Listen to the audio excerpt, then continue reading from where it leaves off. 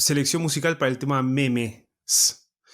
Es difícil ilustrar este tema, a menos, claro, que uno tome la definición de Dawkins y diga meme es cualquier canción popular, ¿no? De música ligera, por ejemplo. Cualquier canción que todo el mundo conozca y haya circulado con algún tipo de significatividad más o menos específica. Pero sería demasiado vago eso, querríamos quizás refractar el concepto de otro modo, porque la música no funciona como meme, ¿no? En cierto sentido sí, dentro de plataformas como TikTok, por ejemplo, en las cuales determinadas canciones se vuelven virales y sirven de plantilla para elaborar videos similares, justamente. En ese sentido sí. Y pongo, por ejemplo, lo que le pasó a Kate Bush con el tema que tenía en Stranger Things, que se llama Running Up That Hill, que no sé, por algún motivo pegó y en TikTok mucha gente empezó a subir videos emulando la escena esa de Stranger Things con la canción esta de la pobre Kate, que tuvo que, bueno, pobre no, pero yo lamento verla ahí, la verdad. Como sea, tratamos de tirar la cosa para otro lado nosotros y no meramente elegir canciones virales o conocidas, sino canciones que dentro de sí mismas de alguna manera, no sé, aludan o puedan reproducir o traten con una forma mémica, por así decir. Hemos elegido quizás un camino un poco extraño. Así De es. hecho, Nacho tomó un camino directamente extravagante, por no decir arbitrario quizás, ¿no? Sí, motivado por tu escrito, pero bueno, eso lo voy a justificar. Te cedo la palabra. Ah, ¿ya empiezo yo? Bien, mi elección. Yo también te digo, motivado por lo que habías escrito vos, ese artículo que espero que salga. Si querés decir el título para cuando salga lo busquen, ¿no? Pero que era... No sé qué nombre le van a dar al artículo. Hoy por hoy yo lo tengo como Caras y Cuerpos nada más. Hay una versión anterior publicada en un pequeño sitio llamado mixta.org que tiene el título Caras y Cuerpos en las artes mayores y menores, que es un poco ampuloso quizás, Ah, buenísimo. pero trata de eso. Digo, motivado por ese texto sin querer ni interpretarlo ni mal interpretarlo como seguramente voy a hacer, pero vos ahí señalabas un poco, hacías una especie de cronología, ¿no? Entre la búsqueda de la representación de la expresividad humana, ¿no? Y ahí vos haces un giro entre el Renacimiento y el manierismo y terminabas con los memes, pasabas por los superhéroes, etcétera, ¿no? Y entonces en ese punto yo recordaba un texto de Eugenio Trías, que es un filósofo español y que escribió mucho sobre música también, y que él destacaba la figura de Gesualdo, Carlos Gesualdo, que es una figura en principio marginal, pero fue muy recuperada en el siglo XX, ya que es un compositor que, bueno, Herzog ha hecho un documental sobre él, lo cual recomiendo para ver la figura y con el modo en que Herzog puede abordar, ¿no? Un documental, una figura con todas las aristas, pero tiene una serie de particularidades, pero personales. Asesinó a su esposa y luego se sospecha que asesinó también a uno de sus hijos. Él muere en una situación muy extraña, se sospecha también que lo han asesinado, haciéndolo pasar por un ritual así medio masoquista, etc. Bueno, hay como mucha literatura con respecto a su vida personal. Estamos hablando de una figura del siglo XVI, ¿verdad? De un noble italiano. Exactamente, con lo cual, digamos, otra de las particularidades es que él componía algo que estaba muy fuera de su época, o por lo menos era una línea muy extrema de su época, y él se publicaba a sí mismo las obras, con lo cual no tenía que pasar por ningún tipo de, digamos así, de inteligencia de la época musical, y entonces también tenía una cierta libertad. Y en ese punto, digamos, lo que él compone, lo que yo elegí es uno de los madrigales que están en el libro 6. Los libros 5 y 6 son los que más expresan este carácter disonante, ¿no? O sea, el que trabajó con mucha disonancia. Y para lo que es la época, con el cromatismo, digamos, para lo que es la época, de alguna manera libera estructuras inexistentes para el momento. Con lo cual, digamos, el siglo XX lo vio como un antecedente de lo que fue la explosión, digamos, del cromatismo, fin del siglo XIX y el siglo XX, por supuesto, con la música atonal y Schoenberg y demás. que Stravinsky fue el que más recuperó la figura de Gesualdo, Mirá justamente vos. como un antecedente de esta liberación de la disonancia. Pero bueno, esto, perdón si es muy largo el preámbulo, ¿no? Pero ahora voy a la cuestión puntual, por qué creo que está cercano al meme, siguiendo un poco la idea que vos manejabas, o por lo menos que a mí me despertaron.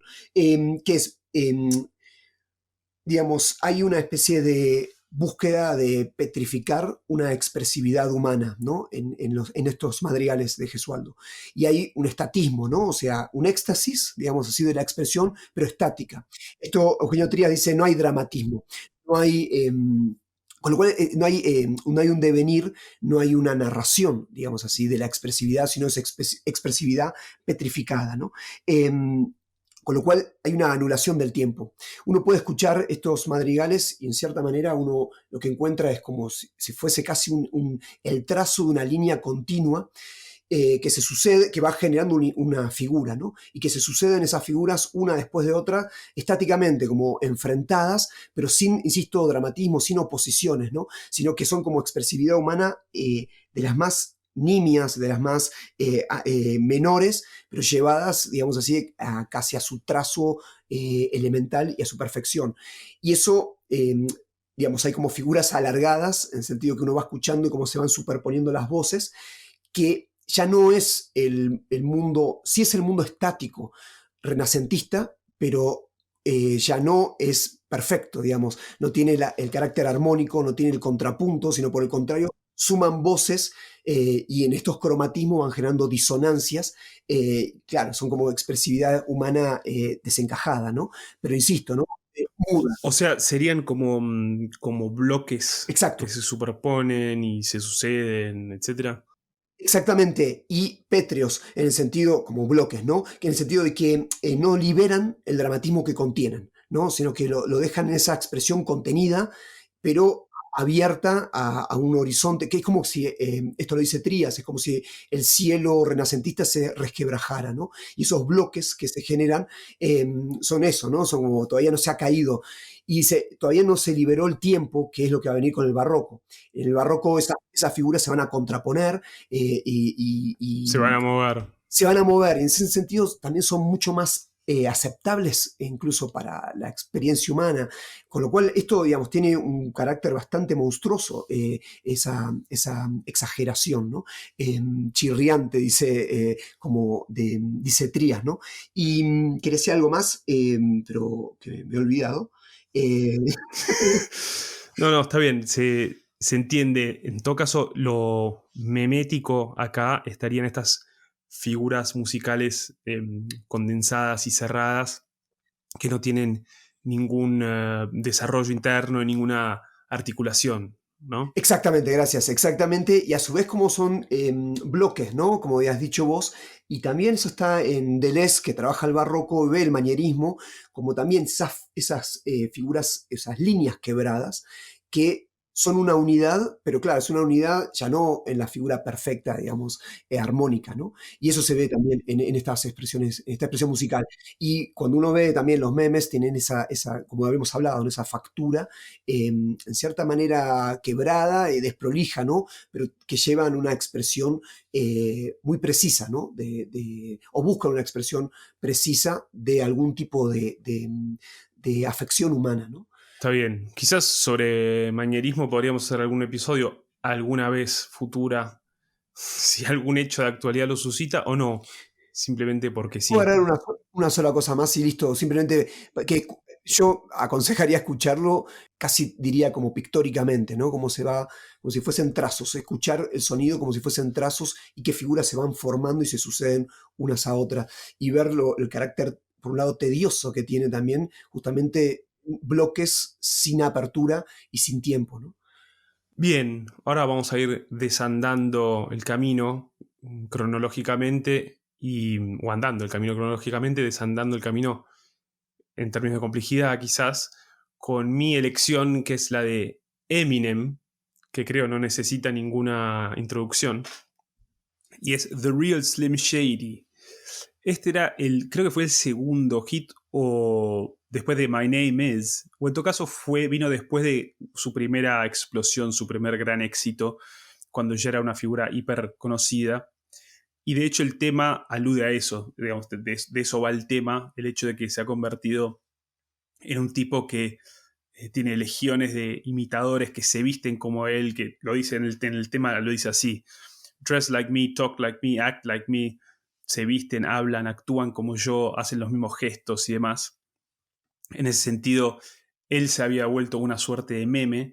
Por supuesto que también el tema funciona como cualquier hit, un estribillo que todo el mundo conoce, que todo el mundo repite. Ahora, en el caso de Eminem hay algo particular, que es que, por un lado, era música, por así decir, humorística. Y por otro lado, son estribillos muy deformes. Hi, my name is... Más que un estribillo es como... Will the real Slim Shady please stand up? Son estribillos que son casi más un chiste que una melodía que uno puede cantar. De hecho, no tienen melodía. Una vaga melodía quizás en este. Y el hecho de que pidiera que el Slim Shady real se pusiera de pie, please stand up, también daba cuenta de cómo él quedaba perdido entre toda una serie de repetida de sí mismo. Así que Eminem como meme. Está esa tensión, creo, que intentamos tematizar al hablar de los memes, entre, por un lado, la capacidad, la elocuencia, por decir así, la eficacia del meme, en la capacidad que tiene de condensar una conversación, por decir así, y a la vez la codificación que implica el meme. Creo que está esa tensión en el tema de Eminem. Sin duda, en ese entonces Eminem representaba, quizás incluso en contra de lo que puede ser un meme, que es una ironía compartida y, como hemos dicho en el programa, una suerte de ironía consensuada. En su momento Eminem representaba una ironía o una provocación que supuestamente no podía terminar de ser absorbida por el establishment musical, lo cual es un poco absurdo, ¿no? O sea, obviamente no era así, está totalmente explotado por el establishment, que siempre, bueno, no sé si siempre, pero solía tener su chico malo de turno, y en este caso era Eminem. Lo habían sido, qué sé yo, los Guns N' Roses, lo había sido en cierto modo Prince, y así, ¿no?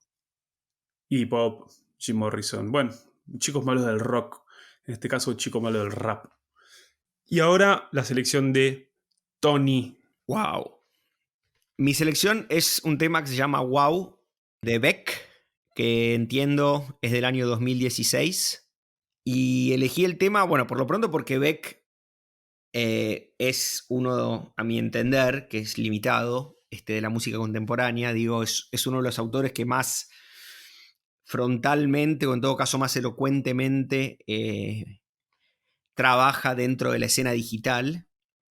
Con lo cual ahí hay por lo pronto una afinidad, digamos, epocal o técnica, incluso simbólica, ¿no? Y creo que esto se pone de manifiesto particularmente en este tema, de manera particularmente clara en este tema, ya con el título y con alguna de las frases recurrentes, ¿no? El título Wow, él insiste y repite right now, it's your life, ahora mismo es tu vida, ¿no? Es esta idea de la inmediatez, de la lógica de la inmediatez, del consumo inmediato, pero además de un hedonismo de lo inmediato, ¿no?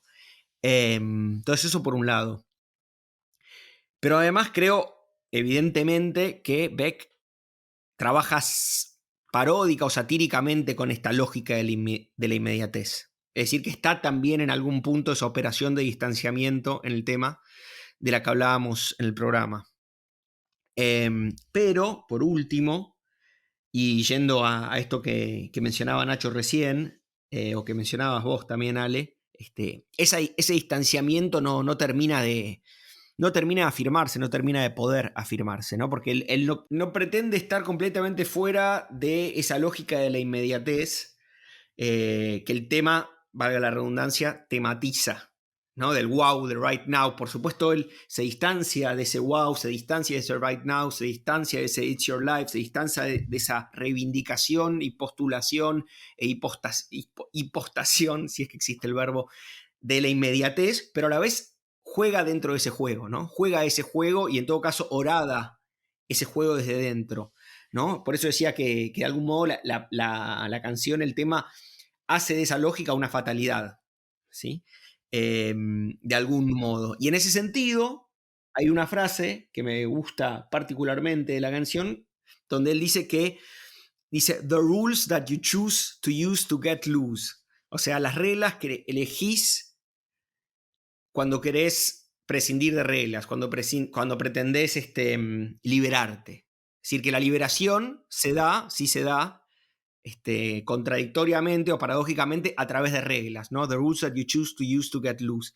Que es algo parece característico, bueno, de la industria cultural o de la industria musical y en particular uno podría decir del rap o del hip hop, de las tradiciones de las cuales él se nutre, ¿no? También. Por supuesto, todo esto es muy meme-like. Muy meme-like. Y el videoclip es excelente. Sí, el videoclip es excelente y Beck es una figura sumamente enigmática. Sí, hay dos videoclips. Hay uno que es propiamente un videoclip, hay otro que es un videoclip con las letras ahí sobreimpresas de algún modo, pero es original también, hecho por ellos, por él. Ok, con eso cerramos. Esta fue la selección musical para el tema memes.